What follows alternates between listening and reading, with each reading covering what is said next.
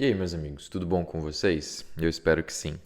Obrigado ao pessoal que comentou no último vídeo se gostaria que eu fizesse esse vídeo falando sobre como eu estudaria cálculo. Para ser bem sincero, meu curso de cálculo foi ok. Muitas das coisas que eu fiz durante o meu curso de cálculo eu repetiria hoje em dia, mas à medida que o tempo foi passando, eu percebi que teriam algumas coisas que eu poderia ter feito melhor. E é sobre essas coisas que eu poderia ter feito melhor que eu gostaria de falar com você nesse vídeo. Mas antes da gente começar o vídeo em si, eu preciso agradecer aos membros do canal. Muito obrigado pelo apoio de todos vocês, vou deixar o nome de vocês aparecendo aqui na tela. A nossa comunidade de membros está crescendo bastante e recentemente a gente teve o podcast na área de membros com o Gustavo Alves do canal Viver como Físico. Então, se você é membro do canal e ainda não foi assistir esse podcast, recomendo que você vá lá. Foram 2 horas de conversa. A gente falou sobre muita coisa legal, sobre criação de conteúdo, título clickbait e vender curso. Tenho certeza que você vai gostar da conversa que a gente teve. Mas, vamos direto para o vídeo. Como que eu estudaria cálculo se eu pudesse fazer isso de novo? Já fazem mais ou menos 10 anos que eu terminei o meu curso de cálculo e nesses 10 anos a minha maneira de estudar mudou bastante. Mas na época que eu fazia o curso de cálculo, acho que a minha maneira de estudar era bem parecida com a sua. Eu imagino que a sua rotina seja mais ou menos assim. Você tem aula naquele dia, sei lá, na terça-feira, você chega em casa, você descansa um pouquinho, aí você estuda as coisas que você viu na aula, tenta resolver alguns exercícios e no dia seguinte repete. Era essa a minha rotina também. Talvez uma coisa que eu tenha feito de diferente com relação a você é que eu estudei cálculo antes mesmo da disciplina começar. Eu sei que talvez isso não seja mais possível para você, porque se você está assistindo esse vídeo, provavelmente seu curso de cálculo já começou. Então, eu sei que essa dica não se aplica a você, mas fica o incentivo para o seu próximo semestre, para suas próximas disciplinas. Estude antes da disciplina começar. Descobre qual é o livro que o professor vai usar e começa a estudar por aquele livro, porque isso vai te desafogar bastante no início do semestre, que costuma ser a parte mais conturbada do início dos estudos, né? Então, eu sei que essa dica não se aplica para você nesse momento, mas fica aí um incentivo. Mas agora que você está tendo o curso de cálculo, a primeira coisa que eu faria de diferente é essa história de estudar depois da aula, ou revisar depois da aula. Eu sei que provavelmente você ouviu essa sugestão do professor Pierluigi Piazzi, que eu particularmente sou um grande fã dele, assisti as palestras dele, mas para te ser bem sincero, eu acho que isso não se aplica muito no contexto da universidade, especialmente de matemática. Eu vou te explicar por quê. Eu acredito que você teria muito mais benefício se você estudasse antes da aula. Então, a minha primeira dica para você é a seguinte: prepare-se. O que significa literalmente você estudar antes da aula começar? Como assim? Se você teve aula hoje, sei lá, terça-feira, então quando chegar no fim da aula, você chega para o seu professor e pergunta o que ele vai ensinar na próxima aula. Muito provavelmente ele vai saber, porque ele tem todo um plano de aulas preparado. Aí ele diz para você, sei lá, eu vou ensinar sobre regra de L'Hopital, por exemplo. Quando você chegar em casa, você vai se preparar para a aula do dia seguinte. Eu sei que isso é algo que você provavelmente nunca fez, especialmente se você acabou de sair do ensino médio. A gente costuma não se preparar para as aulas na escola, porque, afinal de contas, às vezes a gente tem aula de 5, 6 disciplinas diferentes quando a gente está no ensino médio, não é? Então, esse conceito de se preparar para a aula não é algo muito natural. Mas, acredite, para a universidade, para o ensino superior, eu acredito ser algo bastante válido. Então, você vai pegar, sei lá, as notas de aula ou o livro que o professor escolheu para aquela disciplina. Provavelmente ele vai ter selecionado algum livro ou notas de aula e você deveria tê-las. E você vai lá na seção onde vai falar sobre aquele tópico que o professor sugeriu para você. E aí você vai estudar aquele tópico. Você vai pegar as notas de aula ou o livro, você vai ler os exemplos, vai ler a definição, você vai fazer exatamente tudo aquilo que eu te falei no vídeo anterior, que se você ainda não assistiu, depois desse eu recomendo que você vá lá. Então, nessa fase de preparação, basicamente você vai fazer tudo que a gente falou no vídeo anterior. Então você vai pegar o livro, você vai ler os exemplos, você vai conjecturar seus teoremas, você vai entender bastante a definição, você vai resolver alguns exercícios, você vai realmente estudar aquele tópico. Por fazer isso antes da aula, isso te dá mais liberdade, porque você vai estar aprendendo por conta própria. Você não vai ter recebido a informação do professor e depois tentar processar aquela informação. Não, você vai receber a informação direto do livro e você sozinho vai ter que se dar o trabalho de entender, explicar para si mesmo e processar aquela informação. Então eu acredito que esse método ele te dá muito mais liberdade, ele te dá muito mais autonomia nos seus estudos e você vai começar a perceber como que a aula vai se tornar algo muito mais prazeroso para você e também muito mais simples. E isso me leva então à segunda coisa que você deveria fazer. Então você se preparou para a aula, você perguntou para o seu professor o que ele ia ensinar, você foi e estudou aquele assunto baseado em tudo que a gente falou no vídeo anterior. Agora vem a próxima etapa, que é no dia seguinte você teve então a aula. Quando você chegar na aula, você vai perceber que algumas coisas ficaram mais simples. Por quê? Como você já se deu bastante trabalho para entender aquele tópico, você vai perceber que muitas das dúvidas, ou até muitos dos exemplos que o professor vai explicar, você já trabalhou neles sozinho. Você já inclusive fez as suas próprias notas de aula. Então você já tem as suas notas de aula, você leva elas para a aula, o professor vai começar a explicar e você vai ver que ok, você não está mais tão desesperado tentando copiar as coisas que estão no quadro. E essa para mim é uma das grandes vantagens. Quando você está na aula e você se preparou antes da aula, você não precisa mais copiar nada, ou pelo menos quase nada. A não ser, é claro, que o professor faça uma observação extra, alguma coisa assim. Aí você anota ali no cantinho da nota de aula, puxa uma setinha, alguma coisa assim. Mas, de maneira geral, você não precisa mais ficar desesperadamente copiando do quadro e você pode fazer aquilo que realmente é o objetivo de uma aula, que é você prestar atenção no professor. Preste atenção em tudo que ele está falando, ver como ele explica as coisas, ver como funciona o raciocínio dele na hora de desenvolver um exemplo, ver como é que ele explica a definição, ver qual é o exemplo que ele te dá, que não é um exemplo que estava no livro. E aí você vai realmente perceber o quanto que a aula ela vai ter um valor muito mais elevado do que se você estivesse apenas desesperadamente ali tentando copiar do quadro ou alguma coisa assim. E outra coisa importante é, durante a aula, evite ficar dando spoiler. É muito comum que quando a gente se preparou antes da aula, quando o professor vai dar aula, especialmente aqueles professores que seguem bem à risca as notas de aula, no sentido de que os mesmos exemplos que estão na nota de aula é o mesmo exemplo que ele dá na aula, em quase que uma recitação, é muito comum alguns alunos que se prepararam antes da aula quererem dar spoiler. Ou seja, o professor está ali dando um exemplo, ele está tentando motivar o uso da regra de L'Hopital, ele nem falou sobre a regra de L'Hopital ainda, mas ele está só dando alguns exemplos. E aí você já levanta o dedinho e fala, professor, dá para o senhor resolver isso aí com a regra de L'Hopital, né? Só para você mostrar que você sabe o que é a regra de L'Hopital, mas ninguém mais sabe, porque o professor não falou disso ainda. E aí o professor olha para você e fala, mas a gente não falou disso ainda, né? E aí fica aquele clima meio chato, você fica dando spoiler da aula. Não precisa fazer isso. O professor, eu já fui professor e eu sei que quando a gente prepara a nossa aula, a gente prepara todo um enredo, no sentido de que a gente constrói alguns exemplos para motivar a teoria, aí a gente dá a definição e aí a gente retorna aqueles exemplos anteriores para mostrar como aqueles problemas agora são muito mais simples de resolver usando a nova teoria que a gente aprendeu. Quando você fica dando spoiler da aula, você quebra todo o ritmo que a gente criou para a aula. Então, mesmo que você saiba o que o professor vai falar ali, mesmo que você saiba a resposta, mesmo que você saiba onde é que ele quer chegar, fique de boa, fique na sua. Porque se você ficar dando spoiler, você não vai estar ajudando o professor, eu te garanto que ele não precisa da sua ajuda, e você não vai estar ajudando nenhum dos seus colegas, porque se eles estivessem apenas prestando atenção no raciocínio do professor, muito provavelmente eles entenderiam melhor do que você ali tentando explicar em cima do professor. Então, fique de boa, fique na sua. Eu sei que você sabe a resposta, eu sei que você sabe onde o professor quer chegar, eu sei que você é uma pessoa bastante inteligente, mas fique de boa. E especialmente se tem alguma coisa que você gostaria de discutir com o professor que vai além do escopo da aula, porque, sei lá, você está tendo aula de geometria euclidiana, o professor fala lá os 5 axiomas de Euclide, aí você fala, professor, mas se o senhor resolveu te retirar o axioma das paralelas, veja bem, agora os espaços podem ser curvilitar. Ok, eu sei que você viu um vídeo no YouTube sobre isso, mas se você quer discutir essas coisas que vão além do escopo ali do objetivo da disciplina, faça isso depois da aula, faça isso antes da aula, mas não fique atrapalhando o desenvolvimento da aula do professor, tá bom? Eu sei que você sabe, ele também sabe que você sabe, fique tranquilo.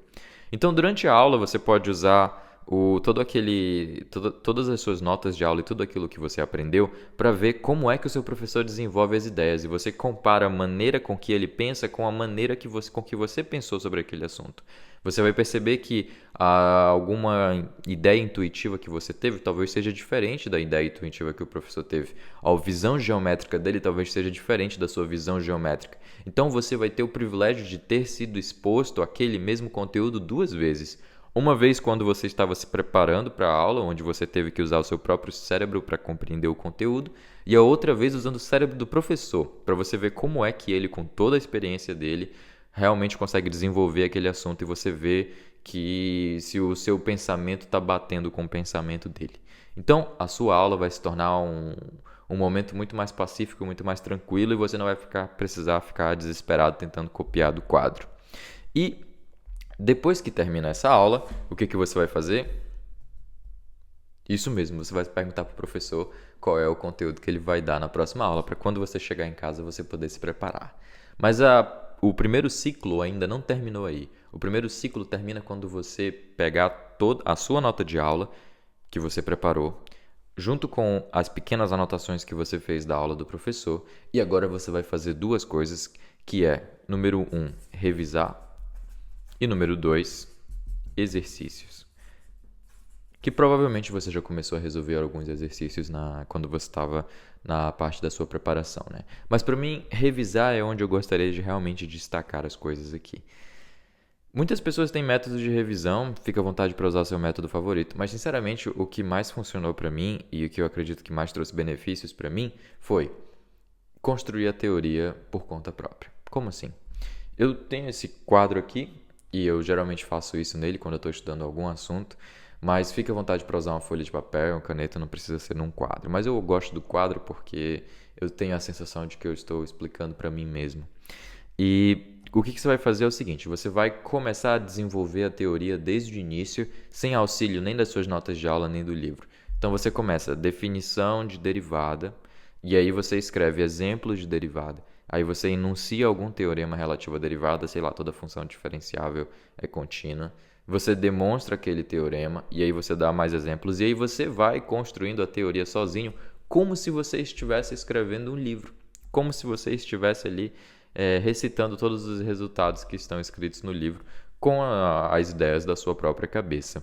Isso quer dizer que você decorou cada linha do livro? Claro que não, porque matemática ela é construída. Ela não é só uma sequência de opiniões de uma pessoa escrita numa folha de papel. Não, a matemática ela é construída. Então você consegue, partindo da definição, exemplos, procurando padrões e determinando teoremas e demonstrando, você consegue construir toda a teoria por conta própria. E o livro é nada mais, nada menos do que isso, colocado de uma maneira lógica.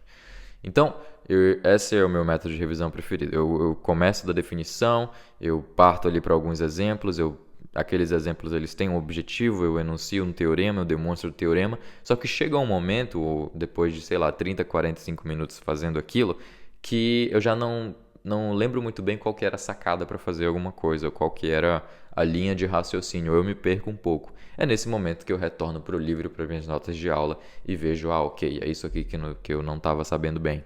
E aí quando chega no dia seguinte, eu faço aquela revisão de novo, eu já passo daquele ponto, porque a memória está fresca com relação àquele tópico, e aí eu já consigo chegar um pouco mais longe. E esse método de revisão não é aleatório. Você sabia que é usando esse método que a gente decide quem que vai ser professor de uma universidade federal? Na Universidade Federal, quando você vai prestar concurso para ser professor, uma das coisas que você é avaliado é na chamada prova escrita, que é basicamente assim. Você tem vários tópicos de uma disciplina, sei lá, cálculo, e aí você tem lá definição de derivada, limite de sequência, integral de rima, integral de Lebesgue e assim por diante. E aí, no dia da prova, um daqueles tópicos é sorteado, e aí o tópico é, sei lá, integral de rima. E aí eles te entregam um monte de folha de papel em branco e eles falam, ok, vocês têm 4 horas para escrever tudo que vocês sabem sobre integral de rima. E aí você vai. E aí de onde você começa? Definição. Exemplos. Enuncia o teorema. Demonstra o teorema. Próximo teorema. Demonstra o próximo teorema. Exemplos. Outra definição. teorema relacionando as duas definições, e você vai construindo toda a teoria de integral de Riemann ali, na hora. Então, esse método de revisão que eu faço é bem parecido com esse método avaliativo para você se tornar professor de uma universidade federal. E na matemática isso é bastante possível, porque você não precisa decorar nada. Você só precisa lembrar, ou pelo menos ter a ideia mais ou menos de como construir uma teoria que foi construída por outros matemáticos há muito tempo atrás, por conta própria, enunciando e demonstrando o teorema, fazendo exemplos, dando definições e assim por diante. Então, eu acho esse método extremamente especial de fazer revisões, porque mesmo que passem 10 anos, se você lembra da definição e você lembra mais ou menos das ideias, dos exemplos, você consegue reconstruir toda a teoria sozinho, por conta própria. Se você me pedisse hoje para falar, sei lá, sobre me dar a teoria de sequências de números reais, muito provavelmente eu conseguiria fazer a definição de sequência, eu te daria alguns exemplos de sequência, eu conseguiria falar sobre sequências monótonas, sequências ilimitadas, que toda sequência monótona e limitada admite um limite, o limite existe, é único nesse caso. Ou que eu faria a definição de sequência de Cauchy, mostraria que toda sequência convergente é de Cauchy, toda sequência de Cauchy é convergente, mas isso só vale nos números reais. E todas essas coisas eu lembro da minha mente justamente porque naquela época eu fazia esse método de revisão. E aí, à medida com que eu vou falando aqui na hora para vocês, eu já vou me recordando mais ou menos das definições que eram importantes e de como você faz o link entre uma coisa e outra. Por exemplo, como é que você mostra que a sequência dos termos de uma série convergente converge para zero? Você pega os termos pares, os termos ímpares, faz a subtração entre eles e aí você mostra que aquilo converge para zero. Então, esse eu acredito ser um dos métodos mais produtivos de revisão para matemática, mas é claro que fica à vontade para usar o seu método preferido. E sobre exercícios, aqui vem uma dica especial. Eu sei que você tem o costume de fazer exercícios somente quando você está sentado na sua mesa, está chovendo lá fora e você fez um copinho de café e aí é que você vai resolver os exercícios, né? Mas como você provavelmente não tem muito tempo, é melhor se você procurar uma maneira de estar constantemente estudando. Como assim? Eu costumava, na época da graduação, levar comigo uma folha de papel A4, como essa aqui. Eu dobrava ela todinha, colocava ela no bolso e colocava junto uma caneta. Então, eu andava com aquilo para cima e para baixo. E aí, sempre que eu estava, sei lá, na fila de um banco ou alguma coisa assim, ou esperando minha mãe sair do trabalho, qualquer coisa que eu não estivesse fazendo muita coisa, eu sacava aquela folha de papel junto com a caneta. Ali tinha algumas contas que eu ainda não tinha terminado e eu continuava trabalhando nelas. Então, dessa maneira, eu conseguia sempre estar estudando e sempre estar resolvendo exercícios. Eu lembro, inclusive, de que quando eu estava fazendo o curso de cálculo, eu estava na mesma época fazendo o alistamento militar. E por algum motivo a gente tinha que chegar lá tipo 6 da manhã. Mas eles só abriam o portão 7h30, 8, então eu não sei por que a gente tinha que chegar tão cedo. Enfim. Então, enquanto eu estava ali naquela fila sem fazer nada, eu puxava minha folhinha de papel, minha caneta e ficava resolvendo os limitezinhos que estavam pendentes, que eu ainda não tinha terminado todos os exercícios do Guidorize. Então, dessa maneira, eu não precisava estar em casa sentado na minha mesa para resolver exercícios. Eu estava constantemente resolvendo exercícios e, por consequência disso, eu estava sempre pensando sobre eles. Então, mesmo que eu não conseguisse estar ali fazendo aquela conta na hora, eu estava pensando sobre aquele assunto. E aí, quando eu tinha alguma ideia, eu tirava o meu papelzinho do bolso de novo e continuava rabiscando. Talvez você possa fazer isso usando um tablet ou alguma coisa assim. Fique à vontade, só não seja roubado. Tenha cuidado. Mas na época eu fazia só com folha de papel e caneta. E por estar, então, revisando dessa maneira e sempre resolvendo exercícios, eu sinto que eu realmente aprendi o curso de cálculo de uma maneira bastante genuína. Agora, uma coisa que eu deveria ter feito naquela época que eu não fiz e que eu só fui aprender agora um pouco mais velho é o seguinte: sempre faça algo para alguém.